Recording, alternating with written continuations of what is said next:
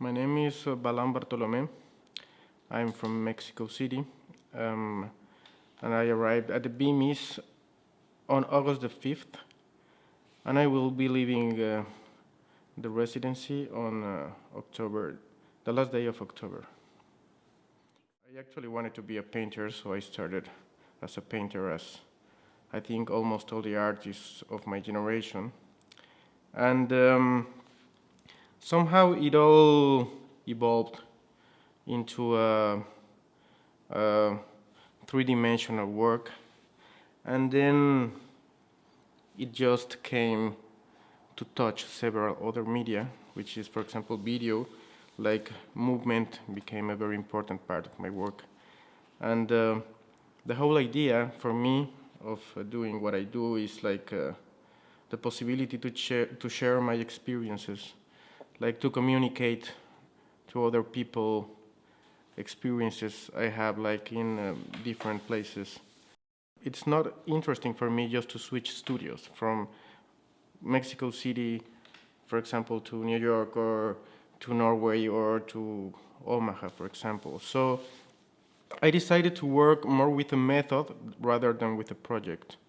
So what I always do is I have it's kind of like a game, or where I have certain rules to play with. And so I get to the place and I give myself some time to walk around and to try to understand where, like, culturally speaking, I feel that I am close to the place and where I feel very far away. Just like being in in a room, and you can touch one wall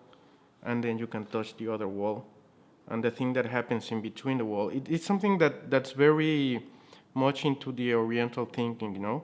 like the path of Tao, for example, says that what matters in life or in the world are not things within it, but what happens in between them. So I think that's a very good way of thinking what I do, like creating relations and understanding what happens in between people or in between things, and how that relates to myself.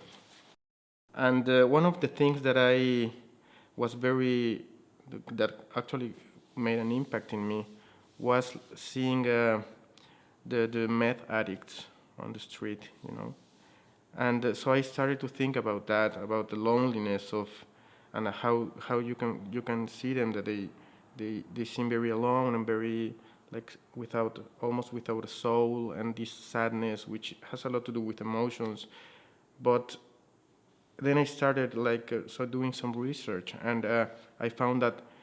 almost all of the meth that is consumed here comes from Mexico, and so I realized that there was actually something there, a link that I could actually see and that related with me. And